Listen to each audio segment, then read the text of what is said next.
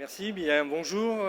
Effectivement Éric Jabret, je travaille avec l'industrie pharmaceutique depuis de nombreuses années et à travers plusieurs industries et puis un partenariat qu'on a pu créer avec Nassim Guita de la société Learnaxium. On fait du conseil auprès de l'industrie pharmaceutique, Rexia et Pharmaxium. Learnaxium est plus axé sur la formation qu'elle peut apporter à l'industrie et en particulier l'industrie pharmaceutique. Et aujourd'hui, l'objet, c'est de vous présenter en fait une solution flow, solution digitale pour justement apporter une sécurisation dans le procédé industriel pour au final sécuriser le patient. Alors, pour revenir là-dessus, il faut déjà commencer par savoir finalement ce que c'est que l'industrie, la transformation digitale et l'industrie 4.0. Si on reprend en fait aujourd'hui les bénéfices attendus de la transformation, ils s'articulent principalement autour de nouvelles opportunités de création de valeur qui sont apportées par cette transformation digitale, que ce soit l'engagement et la fidélisation du client, la création de nouveaux produits ou de services, ou encore la mise en œuvre de nouveaux business models. À chacun de ces bénéfices attendus se posent en miroir autant d'enjeux qui sous-tendent la transformation, c'est-à-dire la performance opérationnelle, et qui relève sans doute de la modification interne des processus. Selon l'étude PwC de 2018, seulement 10% des entreprises mondiales sont à la pointe de l'industrie 4.0, alors que près des 2/3 ont à peine ou pas encore commencé le voyage numérique. Les entreprises les plus avancées ne sont pas dans nos régions. 19% des industries en pointe sont sur le continent asiatique, 11% sur le continent américain et seulement 5% sur la région Europe-Maghreb. Alors que l'industrie 4.0 transforme rapidement le secteur industriel, on a seulement un tout petit groupe qui est en mesure aujourd'hui de tirer de réels avantages concurrentiels de cette révolution. En effet, on n'a que 30% des entreprises au niveau mondial qui ont déjà adopté les nouvelles technologies et 2/3 des entreprises mondiales n'ont pas lancé leur transformation digitale. Les 2/3 des entreprises ne disposent pas d'une vision ou d'une stratégie numérique claire qui leur permette de soutenir la transformation digitale et la culture qui l'accompagne. Pour être plus clair, la digitalisation, c'est une nouvelle façon de penser l'entreprise. C'est une transformation de la façon de regarder votre entreprise. Vous ne pouvez pas simplement, comme on l'a vu avec la culture de la robotisation, dire simplement je vais venir mettre un robot à la place pour réaliser telle fonction. Là, vous êtes dans une autre façon de penser votre industrie, une autre façon de la regarder pour que cette transformation digitale vous apporte de la valeur. Et aujourd'hui, si on parle de l'industrie pharmaceutique proprement parler, seulement 1% des entreprises ont pris en compte cette transformation digitale. Alors, ça peut paraître très peu.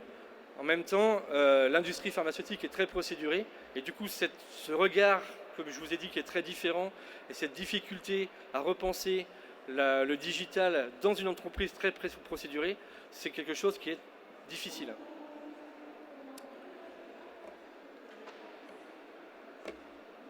Aujourd'hui, si je continue sur transformation digitale et l'industrie 4.0, les industries pharmaceutiques répondent aux exigences croissantes du marché. Vous avez des contraintes réglementaires qui ne cessent d'augmenter. Vous avez de plus en plus de qualité à garantir. Et surtout, au final, la sécurisation du patient qui doit être irréprochable. Et tout ça amène une complexité de flux de plus en plus importante qu'il vous faut maîtriser. L'objectif de ces exigences réglementaires, c'est de garantir la sécurité du patient. On est bien d'accord. Donc, pour ça, d'assurer la qualité et l'efficacité des produits pharmaceutiques. Pour autant, l'augmentation du nombre de rappels des lots en 15 ans, parce qu'on pourrait penser qu'on n'arrête pas de s'améliorer, donc sur ces 15 dernières années, elle n'a pas cessé d'augmenter. Et elle a même explosé entre 2013 et 2015. Donc ça veut dire que l'industrie pharmaceutique qui ne cesse de vouloir augmenter sa qualité, pour autant, énormément de lots qui ont été rappelés en permanence pour pouvoir, finalement, c'est une sécurisation du patient qui coûte très cher. Cette non-qualité est due principalement à des équipements qui ne sont pas adaptés et des techniques de production qui aujourd'hui peuvent paraître désuètes. On a également l'industrie pharmaceutique qui est soumise à une réglementation qui est de plus en plus stricte et contraignante et qui va s'appliquer tout au long de la vie du médicament. Ce qui peut faire que même un lot qui était acceptable il y a quelques mois en arrière peut, au regard d'une modification de la législation, s'avérer non vendable. Et du coup, ça pose également de gros problèmes sur cette industrie pharmaceutique. Le contrôle qualité, lui, s'applique à l'ensemble des propriétés caractéristiques des matières premières, du principe actif, des produits pharmaceutiques et du produit fini, mais aussi aux procédés de fabrication et aux méthodes analytiques de contrôle. Et vous voyez que là, on a plein d'enjeux de digitalisation qui sont possibles. Un des enjeux majeurs donc, pour l'industrie pharmaceutique, c'est le coût de la non-qualité, qui aujourd'hui coûte extrêmement cher. Mais l'enjeu principal, et c'est celui qui vous a amené sur ce salon du CIFAL, c'est la sécurisation du patient. Si on le reprend, la sécurisation du patient, elle se traduit principalement aujourd'hui sur 3 axes. Le premier axe, c'est... Alors c'est pas le bon que c'est affiché, c'est pas grave. Le premier axe, c'est la personnalisation. C'est-à-dire qu'aujourd'hui, un des enjeux de l'industrie pharmaceutique, pour pouvoir sécuriser le patient, c'est de pouvoir lui fournir un traitement qui soit adapté à ce qu'il est, lui. Et vous voyez là toute la difficulté que ça représente, puisqu'il y a pratiquement autant de patients différents que de personnes qui vivent dans le monde.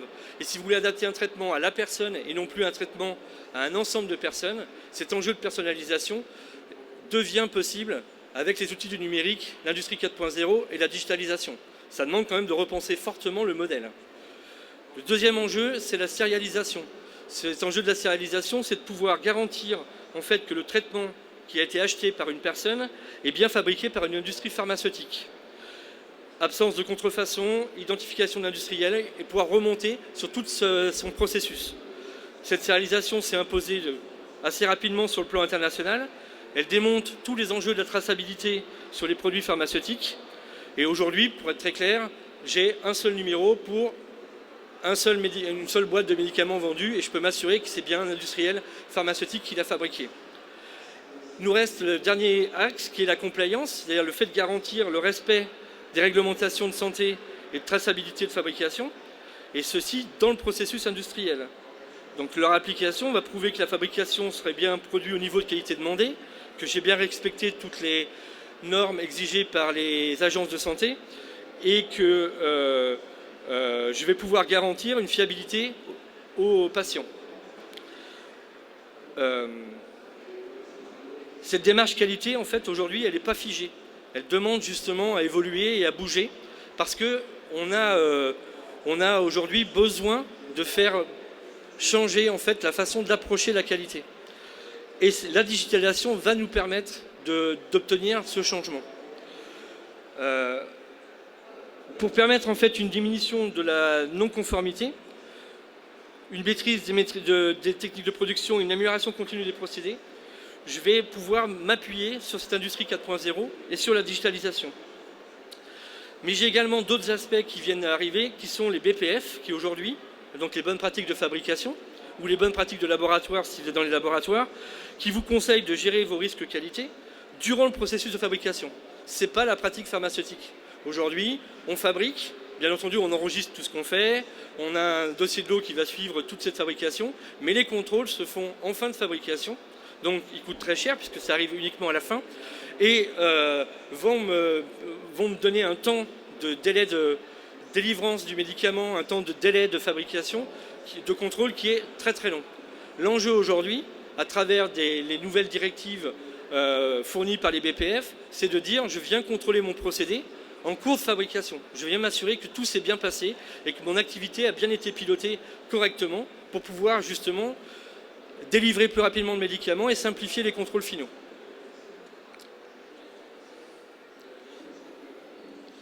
Du coup, quel est l'apport de l'industrie 4.0 dans la sécurisation du patient? Comme nous l'avons précisé,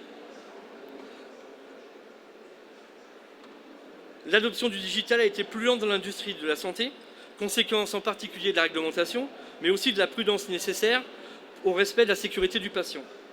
Elle rattrape aujourd'hui les autres industries et on peut aujourd'hui tirer d'immenses bénéfices de ces nouvelles technologies. Les produits et leurs procédés de fabrication vont par contre être de plus en plus complexes et à ce stade, il est important de différencier. Alors oui, je vais vous parler du fait que l'industrie 4.0 rend... Non, pardon, je reprends. Aujourd'hui, toutes les exigences qualité, toutes les exigences des BPF qui ne cessent d'augmenter, pour y répondre, complexifie en fait tous vos flux et toute votre organisation de fabrication de vos médicaments ou de fabrication de vos produits pharmaceutiques. Cette complexité, en fait, elle est source à la fois de flexibilité pour l'entreprise, mais aussi source d'erreurs supplémentaires pour les personnes qui vont faire cette fabrication. Et du coup, ce qui est important de différencier ici, c'est qu'est-ce qu'on appelle complexe et ce qu'on appelle compliqué. Je le fais très simple, quelque chose de compliqué, c'est quelque chose qui demande une certaine compréhension de la part de personnes. On n'est pas tous capables de faire des choses compliquées. Moi, personnellement, je ne suis pas Kasparov, je ne suis pas capable de battre aux échecs l'ordinateur qu'il a battu lui-même là-dessus. Son intelligence lui permet d'aller sur quelque chose de compliqué. Par contre, la complexité concerne tous les individus. Et là, pour le coup, l'intelligence ne rentre pas en cause. Je peux être quelqu'un de très intelligent, mais être mis à mal par la complexité des procédés et me retrouver à faire des erreurs simplement parce que le système est devenu complexe. Alors on pourrait se dire, un des enjeux serait de simplifier. Alors tant qu'on peut le faire, on le fait. Sauf que justement, cette demande de personnalisation, de maîtrise de la qualité des BPF, demande justement de mettre en place des processus qui se complexifient. Du coup, comment je viens gérer ces complexités pour empêcher que les gens fassent des erreurs en fait. Ce qui est très important dans l'industrie pharmaceutique.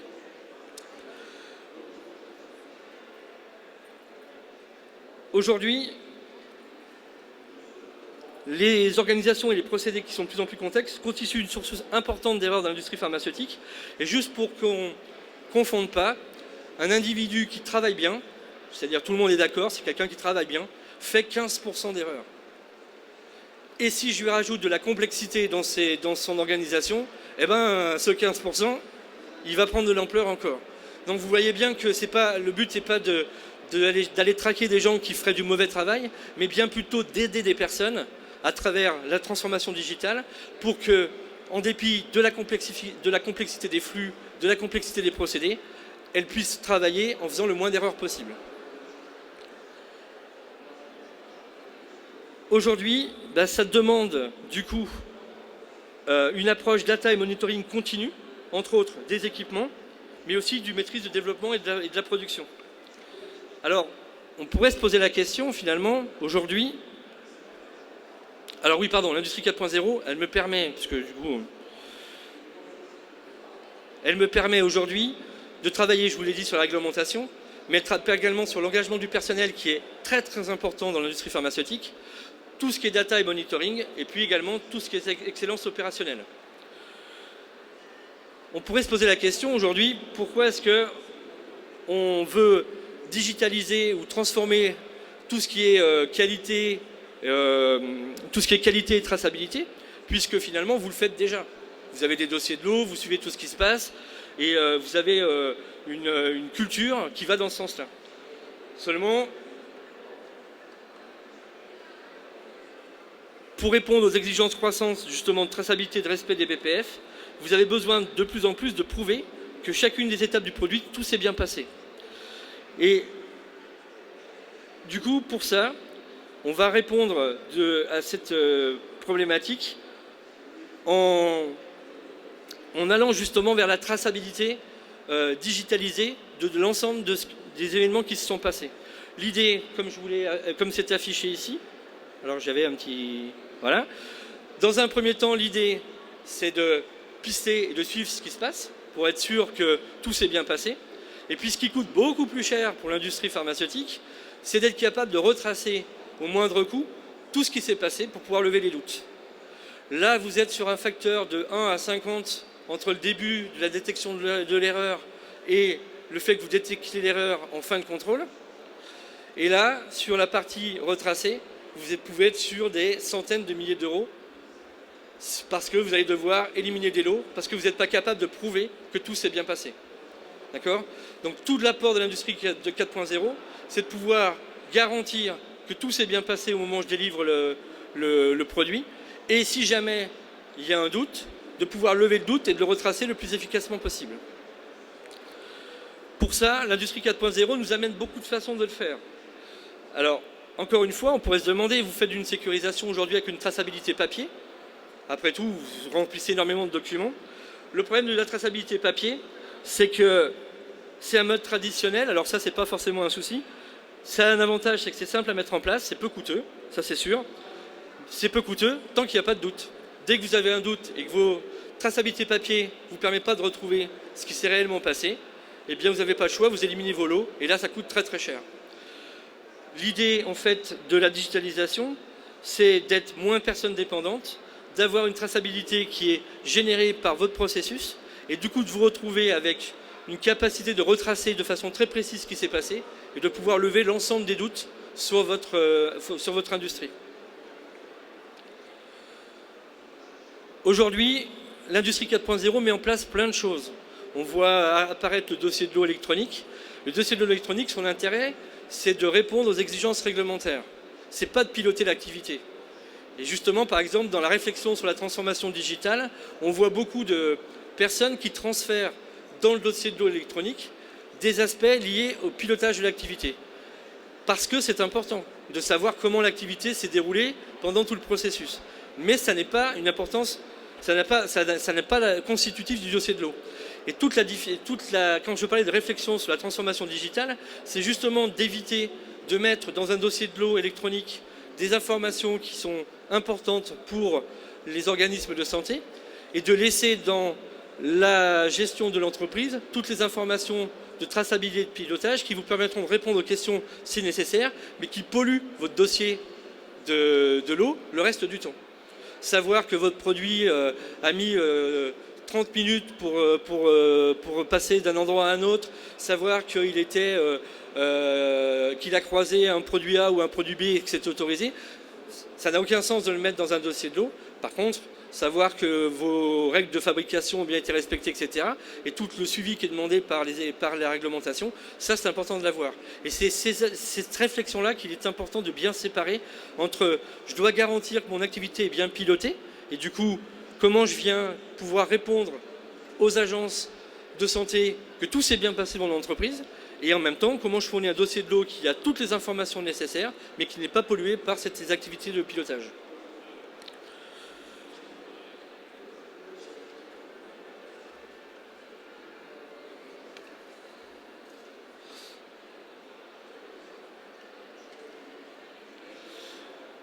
Aujourd'hui, vous devez maîtriser, comme je vous le disais, tout ce qui est traçabilité, flux, vos BPF, savoir si mon produit stérile n'a pas eu de soucis, la péremption, l'absence de contamination, savoir si j'étais à la bonne température, est-ce que j'ai respecté la marche en avant lorsqu'elle existe, est-ce que j'ai fait bien mon produit qui était propre, est-ce que j'avais bien les bonnes compétences. Eh bien, à travers la solution Flow, en fait, on est venu répondre à ces différents aspects dans le procédé. Donc aujourd'hui, par exemple, la solution Flow qu'on a développée va vous permettre d'avoir une connaissance plus fine de tout ce qui s'est passé. Donc c'est-à-dire, est-ce que j'étais à la bonne température? Est-ce que j'ai bien fait le bon processus? Est-ce que ma péremption était respectée? Est-ce que j'ai bien eu une absence de contamination croisée? Etc. etc. Elle va également faciliter tout ce qui est traçabilité opérationnelle. Je vais savoir ce que les gens ont fait et comment ça s'est produit. Mais je suis le produit justement et pas les personnes. Et puis, je vais pouvoir surtout lever le doute, puisque comme j'ai collecté toutes ces données, je serai capable de répondre, en cas de demande, à l'ensemble des choses qui ont pu se produire sur l'entreprise. Comment est-ce que je travaille sur cet aspect-là?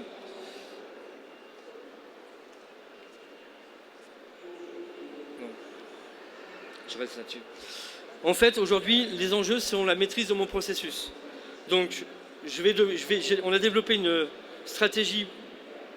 L'entreprise doit développer, L'entreprise doit développer une stratégie de la qualité qui soit organisée L'entreprise doit développer une stratégie de la qualité qui soit organisée et performante afin d'obtenir cette conformité du médicament. Et donc, l'approche traditionnelle ne lie pas en fait les caractéristiques du produit fini aux paramètres de procédé. Aujourd'hui, c'est un contrôle final. Bien sûr, vous avez tous ces paramètres en tête quand vous les suivez, mais vous n'avez pas une liaison entre les deux. Aujourd'hui, justement, pour pouvoir être plus efficace avec l'industrie 4.0, on vient suivre des choses de façon beaucoup plus simple. Et on met par exemple, je pense que vous en avez déjà entendu parler, tout ce qui est PAT, Process Analytical Technology, qui permettent de suivre des paramètres de production et de fabrication pour pouvoir garantir que tout s'est bien passé et limiter ou éviter certains contrôles finaux.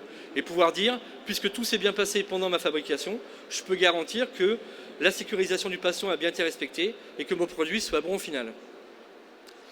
On peut citer également le LIMS qui s'est imposé également pour les contrôles de laboratoire. On peut également voir tout ce qui est SDMS, qui sont des logiciels de collecte et d'extraction de données.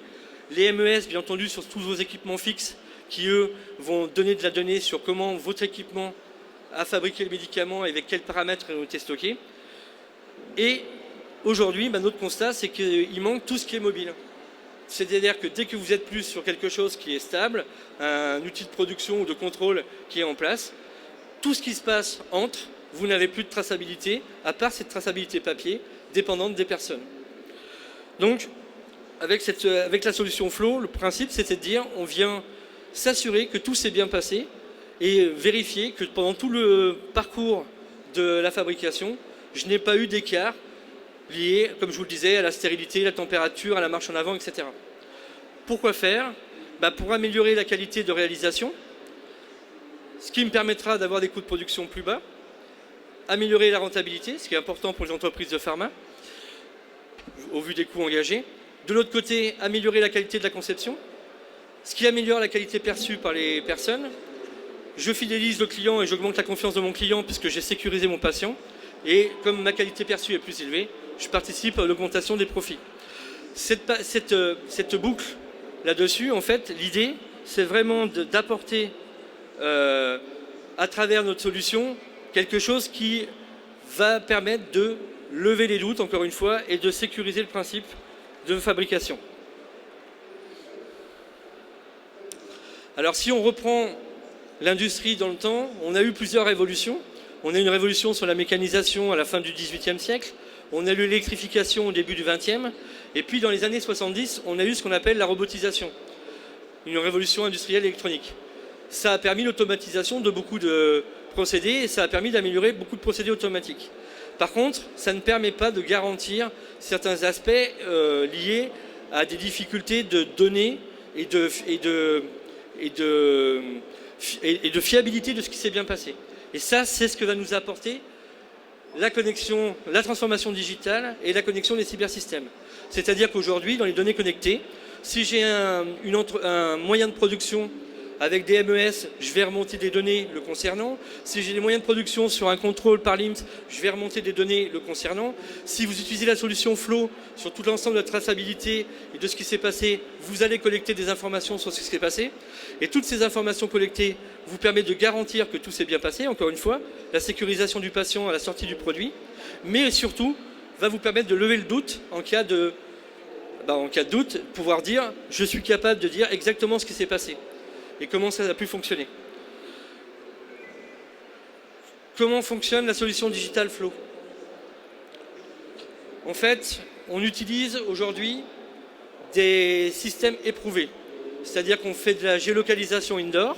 Donc c'est un système éprouvé qui est bien connu. On va utiliser des trackers qui vont communiquer.